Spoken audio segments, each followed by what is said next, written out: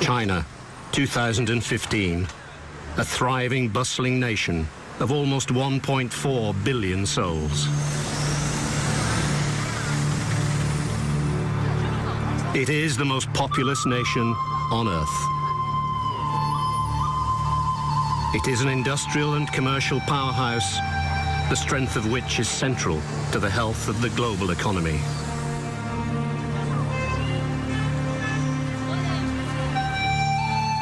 It is suggested that China has recently overtaken the United States as the world's largest economy.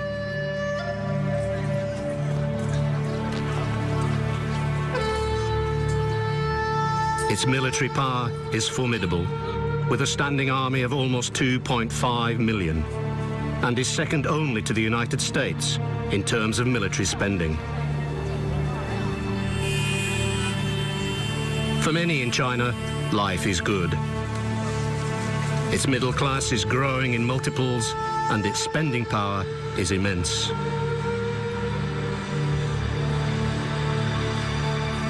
For a few, life is very good indeed, especially its 250 billionaires, many of whom are investing in businesses and property all over the world. This is the Bird's Nest in Beijing, China's Olympic Stadium, where in 2008 it paraded itself to the world as the new global superpower.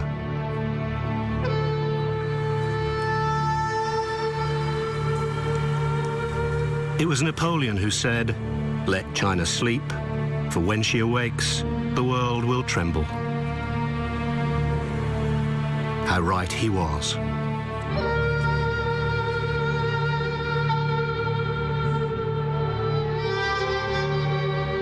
But a generation ago, it was very different. China was still locked in an era of self-imposed darkness, where the people had just lived through years of violent turmoil, appalling terror, and mass starvation. A generation before that was a period of incessant war, first against brutal Japanese invaders, then in a vicious civil war, where Chinese fought Chinese for the future of their nation. Throughout these last 70 years, one towering presence has been at the heart of all these dramatic changes. He led the Chinese Communist Party to victory in both wars. He then led his people in a unique attempt at creating a communist utopia, ruling them with an iron fist. Now, even though he's been dead for 40 years, his name is still writ large in Chinese consciousness. His memory is so potent, he is still spoken about in hushed tones. A man of bizarre personal habits and self-indulgent excesses, he has been called many things: visionary leader, father of his people, vicious dictator. But there is no denying his position as one of the most significant people of modern times. Using newly discovered archive, almost all of it never seen before, and the letters and diaries of those who lived through his reign, a reign of terror and agonizing rebirth. This is his story, told for the first time in authentic and fully restored color film.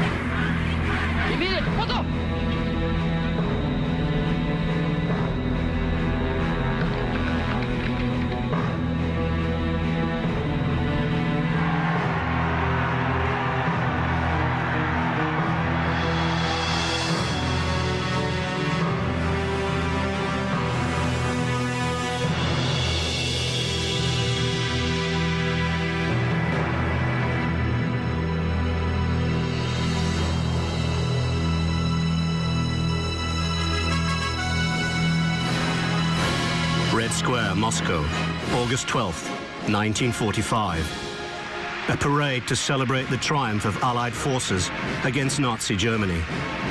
The Second World War is all but over.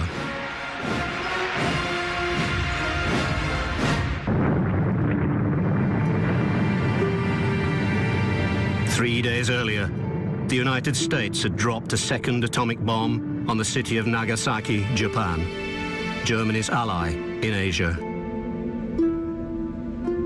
Its imperial dream over, the Japanese are on the verge of surrender.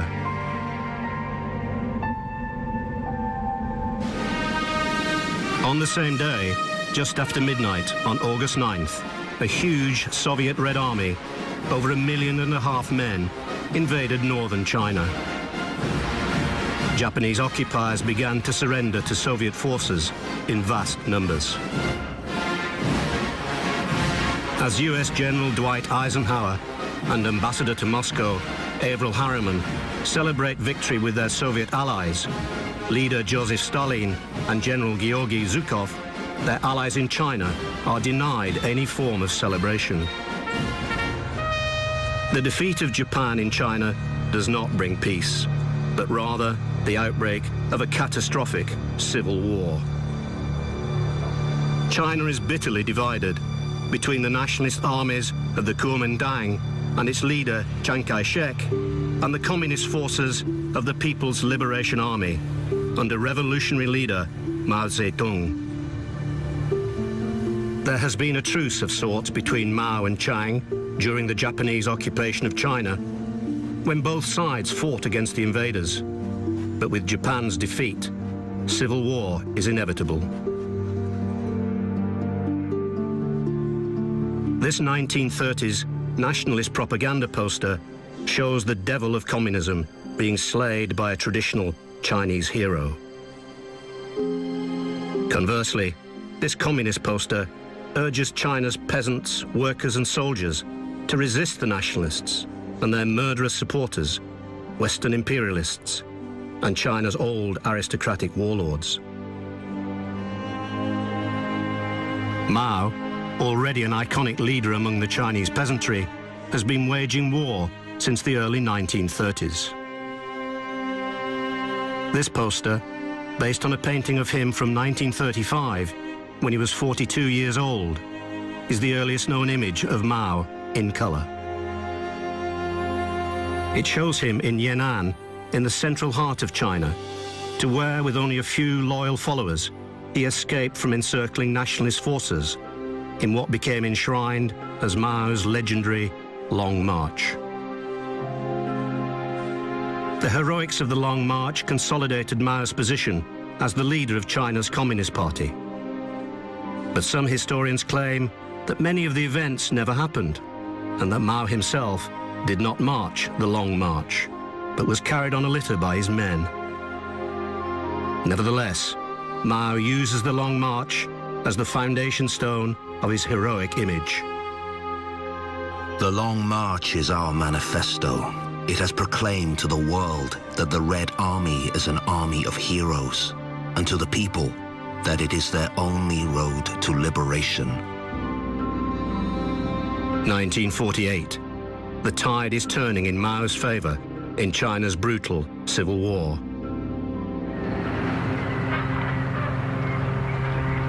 October. Liaoning Province, northeast China, a major industrial area and a strategic fulcrum between China, Korea, Japan, and the Soviet Union. Liaoning is at the heart of a massive military campaign that will determine the future of the country.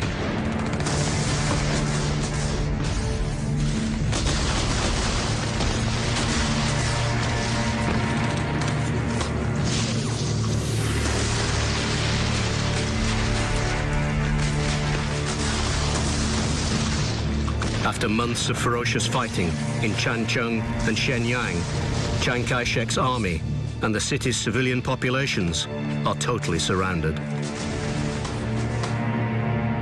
Mao, now in his mid-50s, issues the chilling order: turn them into cities of death. His military commander in the campaign, is Lin Biao, Mao's most trusted general. Here on the right, shot by a combat cameraman in this recently unearthed 35mm colour film, he reports back to Mao on the success of the order.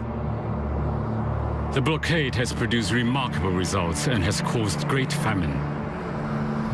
The civilians are living on leaves and grass. Many have died. On the front line, we have placed a sentry every 50 meters, plus barbed wires and ditches. Any who got out were forced to return. Some knelt in front of our men, begging to be allowed to go. Some put their babies down in front of our troops and turned back. Some hanged themselves there and then. A communist PLA veteran is witness to the suffering. When we saw so many people dying of hunger, we weren't shocked. We had been in and out of piles of corpses, and our hearts had been hardened. We were unmoved. But when we moved into the city and saw what it was like, we were devastated. Many of us wept. A lot of us said, we are supposed to be fighting for the poor? Aren't these the bodies of poor people? Chiang Kai-shek's army is destroyed, suffering over 400,000 dead. At least the same number of civilians die in Changchun alone.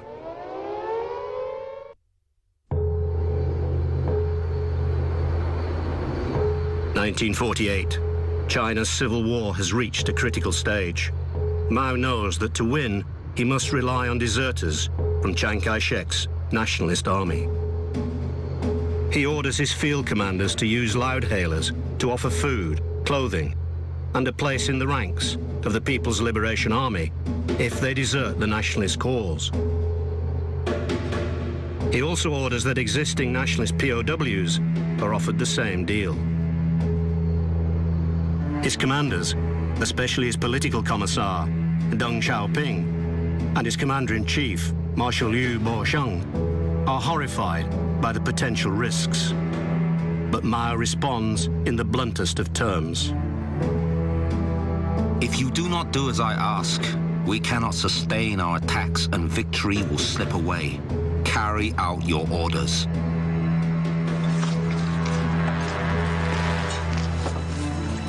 Late December 1948.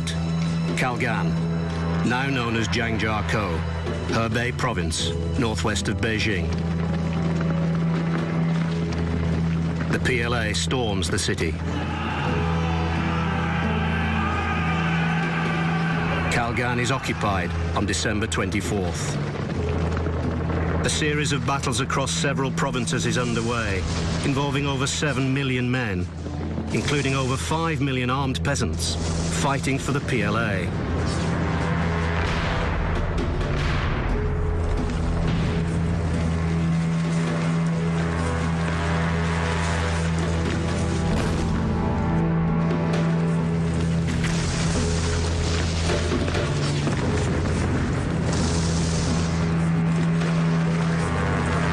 Mao's risky tactic of offering enemy soldiers the opportunity to change sides begins to work. Many of Chiang Kai-shek's men, including some of his senior commanders, begin to surrender. With Mao skulking out of the limelight, General Lin Biao and his fellow officers look on as the PLA makes its triumphant march into Beijing on January 22nd, 1949. From behind the scenes, Mao soon begins to assert the supreme authority of the state and introduces strict censorship laws. By late March 1949, fighting has broken out in Taiyuan in Shanxi province.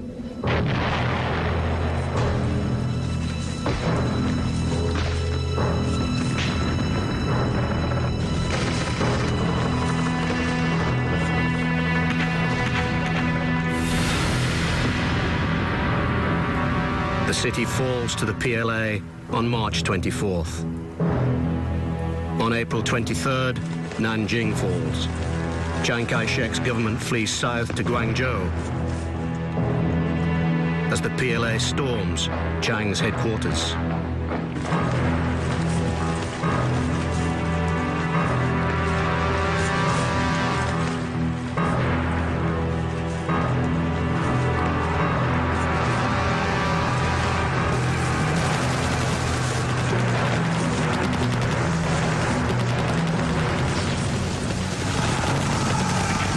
Battles rage all over China as Mao's PLA comes close to total victory.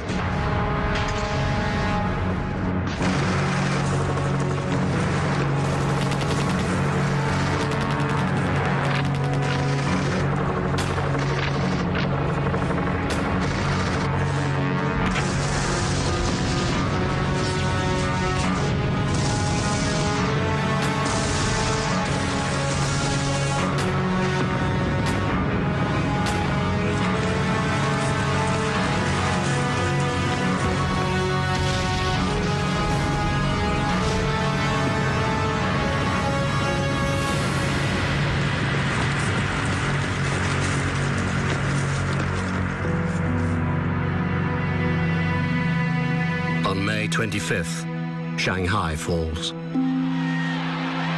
The PLA is welcomed into the city as conquering heroes.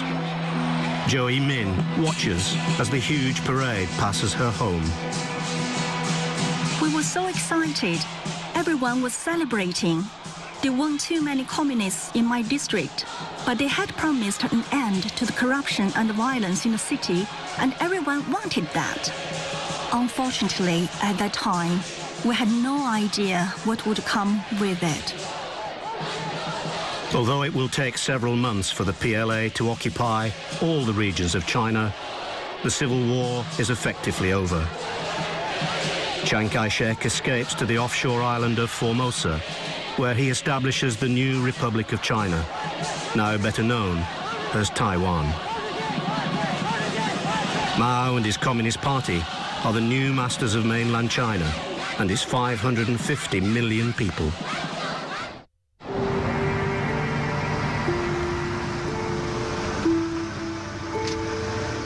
October 1st, 1949. Mao Zedong arrives in Tiananmen Square in Beijing to declare the formation of the People's Republic of China. He is already surrounded by several layers of tight security, a reflection of his paranoia about his personal safety. Madame Lo Fu, a friend of many years, goes to see him and his wife, Jian Qing, on the eve of the declaration. He was in high spirits. When I asked about his health, Jiang Qing said he was all right, except he would tremble when he saw strangers. At first, I didn't understand, and I said, "But he looks all right today." Then Mao interrupted with a smile. "But you are an old friend, not a stranger." When Mao appears at the Tiananmen Gate of the Forbidden City, it is his first appearance in front of a large crowd. This unique colour film with original sound has only recently been found in the archives.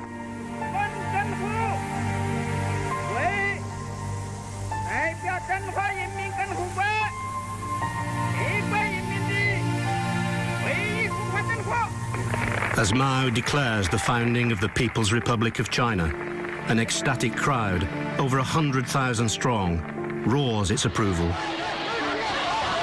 A female witness to the scene describes how she felt. I was carried away by the indescribable emotion. I saw the figures of so many gallant women among the hundreds of thousands of peasants, workers, and soldiers. Joyfully, with thumping hearts, they stood before Chairman Mao for his inspection. Was this not truly the symbol of the Chinese people? Did not the waves of red flags, like the sea, symbolize new China's brilliant future?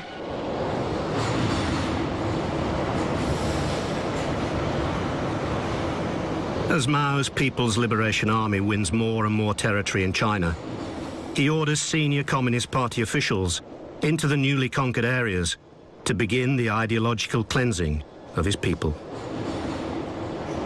His favorite enforcer is Kang Sheng, whose tactics are notoriously ruthless. Mao asks him to set a benchmark for others to follow in how to impose his communist ideology. Mao has isolated China from the world as he makes it undergo a brutal revolution. Mao's son, Anning, is placed under Kang Sheng's tutelage so that he can understand how revolutionary change has to happen.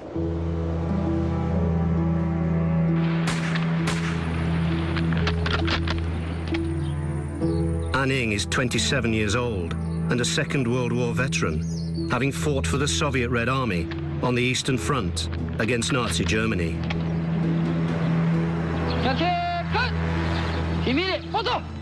He keeps a secret diary.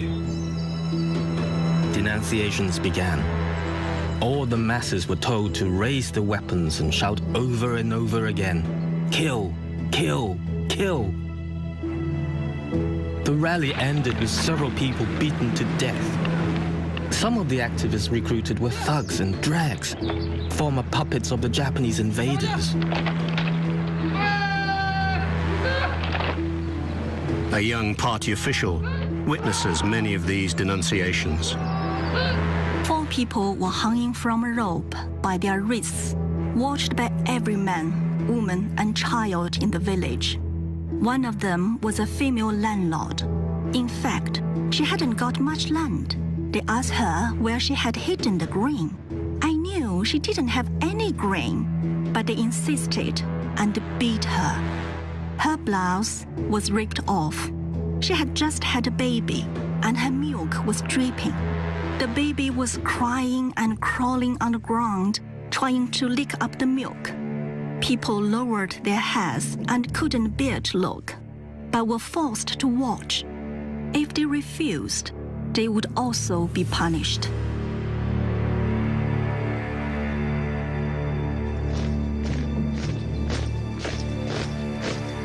Kang Sheng sets fearsome guidelines for the future. There must be abuse. Educate the peasants to show no mercy. There will be death. But let's not be afraid of death. Mao is unyielding in his determination to cleanse China of its past. The landlords, rich peasants, bourgeoisie, intellectuals, these are not easily abolished.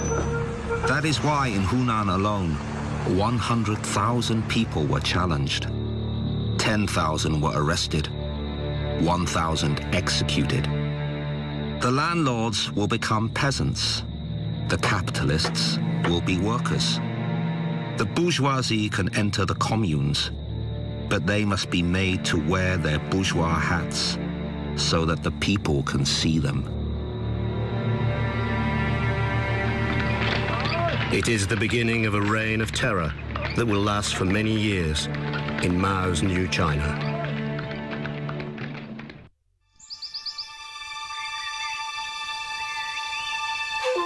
This remarkable 16mm colour film is shot by US military intelligence officer Stanley Dara in post-war China. Posing as left-wing sympathisers from their base in London, he travels through China with his wife, Susan, where Dara captures these unique images in secret.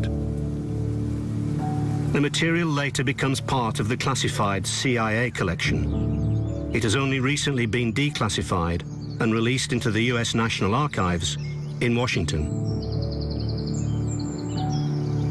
As Mao consolidates his power in Beijing, he bases his dream of transforming China on the Soviet model of enforced collectivization and state ownership. But typically, he is impatient. According to the Soviet model, social classes were abolished after 16 years. We must be more ambitious than that. We must begin a campaign of ruthless struggle and merciless blows. We must move to communist ownership in the countryside and in the factories. That is the public ownership of all eating, clothing, and housing. The Soviet Union still encourages the construction of houses by private individuals. We will eliminate private housing in the future.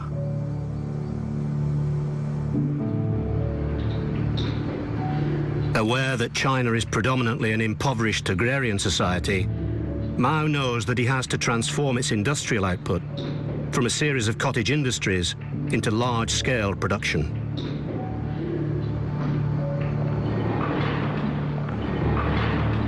We should learn from the Soviet Union. Who helped us with munitions, tanks and artillery? They are a socialist country. We are socialists. They are socialists. Let us learn from them. Heavy industry will take precedence. It will take 3 5-year plans to increase our steel production from 900,000 tons to over 20 million tons. Mao's short-term impatience and ruthlessness sit beside a long-term vision for the future. We must start from scratch. Our ancestors left us nothing but imperialism, feudalism, and Chiang Kai-shek. Now this land is ours.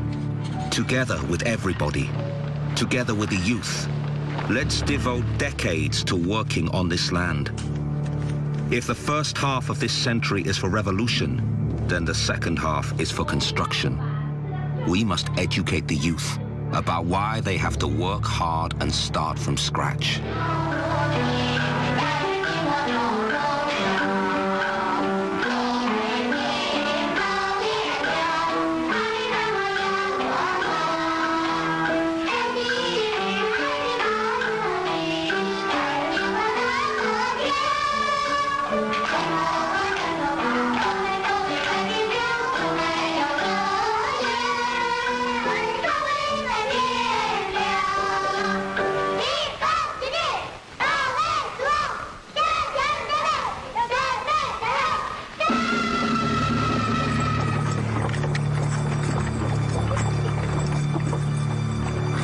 Mao's plan for China's future is draconian.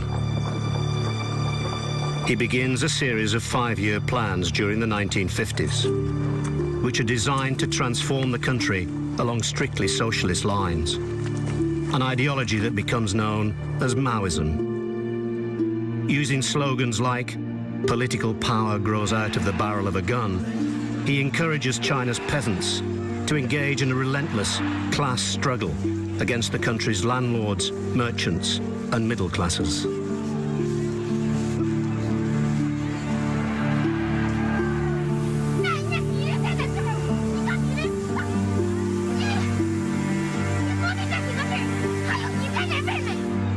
In short, he encourages China to go to war with its past and anyone associated with it.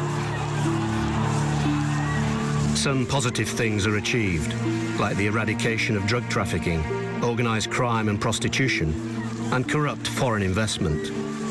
But on the whole, the results are catastrophic. He declares, "Many places don't dare to kill counter-revolutionaries on a grand scale. That must change." the purge of counter-revolutionaries is remorseless. Wang Lishe is a young woman in Langjung County, Sichuan, southwest China. Physical torture was used. People would be whipped. The cadres would beat people up, hitting them with sticks and rocks. Some were so badly injured, they would spit blood. Mao readily admits to mass killings in the early years of his rule. In 1950, 51, 52, in those 3 years, we killed 700,000. But if they had not been killed, the people would not have been able to raise their heads. The people demanded the killing in order to liberate the productive forces from the evil despots, the backbone elements of the counter-revolutionaries. Most experts of China's modern history suggest that the true figure for deaths at this time was many millions. China is being transformed by a huge program of collectivization.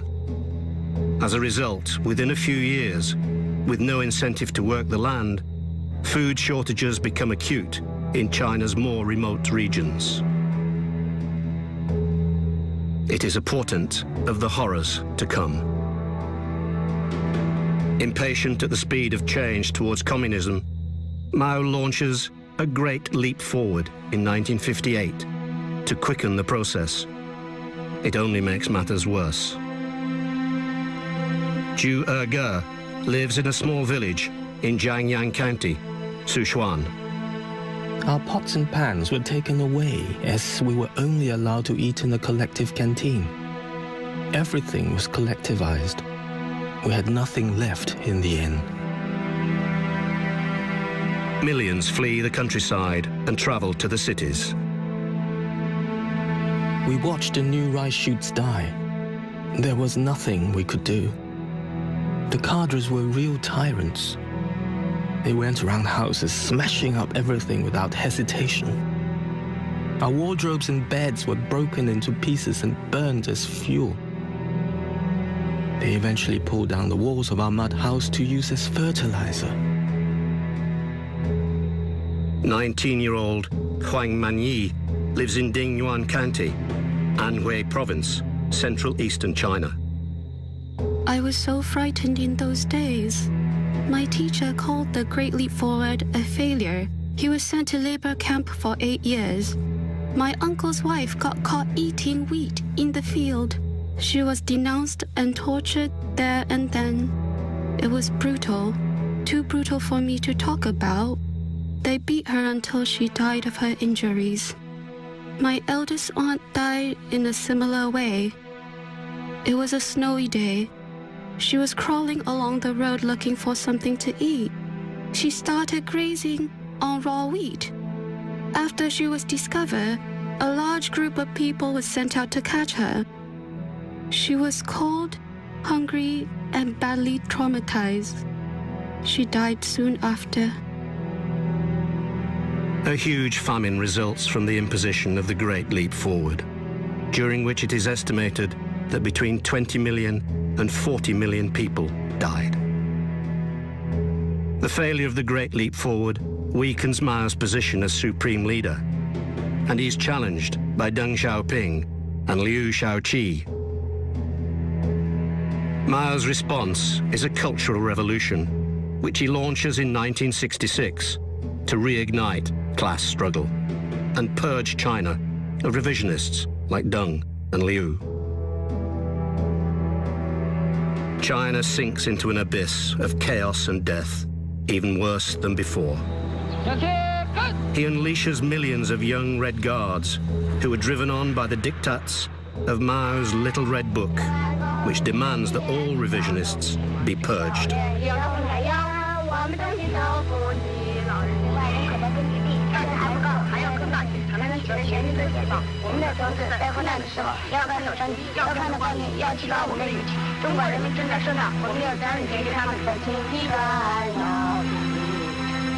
The Red Guards roam far and wide, committing acts of murder and brutality. The country almost ceases to function amidst the terror. A 32-year-old bus conductor describes what it is like to become a victim of the repression of the Cultural Revolution at the hands of its notorious Red Guards. The Red Guards turned everything upside down. I saw a person beaten to death on 5th Street with my own eyes. A mass political debate was going on among the workers. The situation turned into a real war.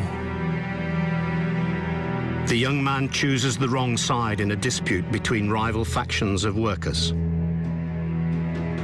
I was arrested by the Public Securities Bureau in 1970. I was tortured ferociously. They tied my hands behind my back and pushed them up almost to my ears. I could almost hear the sound of my muscles tearing apart and my blood vessels popping.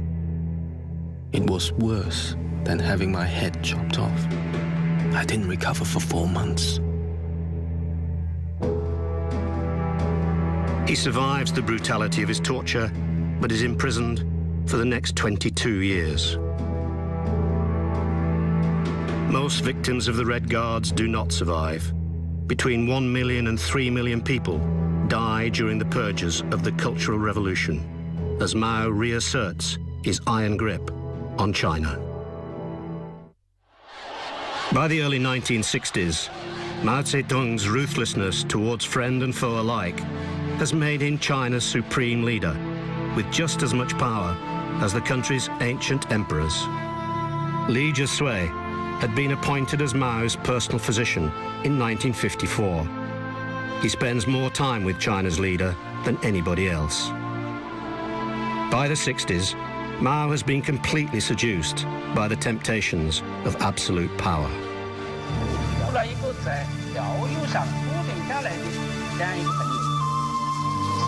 Li is shocked by Mao's many personal peculiarities. Mao never brushed his teeth. Like many peasants from southern China, he used tea to rinse out his mouth when he woke, eating the leaves after drinking the water. As the years went by, his teeth became blackened and began falling out. Fortunately, his lips covered those that remained. Even when he talked or smiled, few people noticed. Mao's fondness for an endless supply of young women, chosen for him wherever he goes, and his refusal to bathe disgust Li. I was nauseated. Mao's sexual indulgences, his sullying of so many naive and innocent young women, were almost more than I could bear. Mao becomes a carrier of venereal disease that refuses Li's suggested treatment and his plea for him to improve his personal hygiene, saying, "I wash myself in the bodies of my young women." But it is Mao's political hypocrisy that most disappoints Li. He has countless palaces built, each with an enormous swimming pool. The railway network is closed down when he travels on his luxury train, and all planes are grounded when he's in the air. I had grown to hate the hypocrisy around me, the touting of lofty communist principles while living a life of luxury, as the masses toiled, suffered, and died. My hopes and dreams and my visions of Mao and of his new and good society were shattered. The people were nothing more than a vast multitude of faceless, helpless slaves. I was disgusted. New China had become corrupt. February 1972, US President Richard Nixon travels to China to meet Chairman Mao. China's close relationship with the Soviet Union has broken down. Border clashes in 1969 almost led to an all-out war between them. Nixon knows that the axis of world affairs is beginning to shift towards the east. He realizes that a new superpower is emerging and recognizes that a dialogue with China is vital to ending America's protracted war in Vietnam and to release the tension in Soviet-US relations. It is a groundbreaking visit that has taken many months to negotiate. Nixon's host, Zhou Enlai, is a Communist Party veteran and organizer of the Long March. He is now China's Prime Minister. Mao stays in the background, and when he does meet Nixon, he refuses to let cameras loaded with color film record the famous encounter. Only a few color stills, shot by a local Beijing photographer, have survived. Nixon calls the visit the week that changed the world.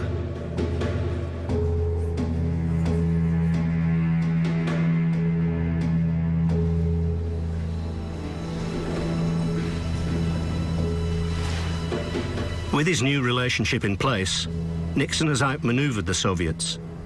A few months later, he travels to Moscow to meet Soviet leader Leonid Brezhnev.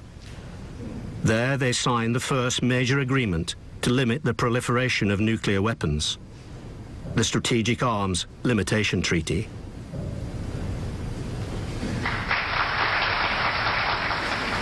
He speaks directly to the Russian people about peace. Dobry вечер. History tells us that great nations have often been dragged into war without intending it by conflicts between smaller nations. He makes a pointed reference to the Soviet Union's relationship with Mao Zedong's China. Our goal should be to discourage aggression in other parts of the world, and particularly among those smaller nations that look to us for leadership and example. With great power goes great responsibility.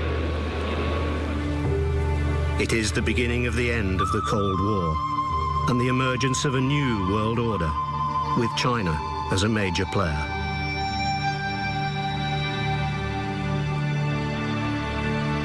Mao's ruthless single-mindedness has brought his people to the forefront of world affairs. China, the sleeping giant of history, has at long last woken from its slumber. But Mao is now an old man and surrounded by the intrigues of ambitious rivals hoping to succeed him. Mao's paranoia, reliance on sleeping pills, poor high-fat diet and heavy smoking begin to take their toll on his health. He suffers 3 major heart attacks in 1976 and dies on September 9th at the age of 82. Amid scenes of remarkable anguish, the great helmsman lies in state in the Great Hall of the People. Although he was purged twice during the brutality of the Cultural Revolution, Mao's old ally, Deng Xiaoping, survives the turmoil after Mao's death, re-emerges as China's leader, and gradually guides it to a more open society and dramatic economic growth. It takes many years for China to recover from the excesses of the callous, authoritarian rule of Mao Zedong. But by Deng's death in 1997, China's economic miracle is a reality. Many in China still believe that the changes Mao forced on the country were a necessary evil that allowed the Chinese people to shed their ancient past and find their exciting future. But in doing so, he made many millions of them pay the ultimate price.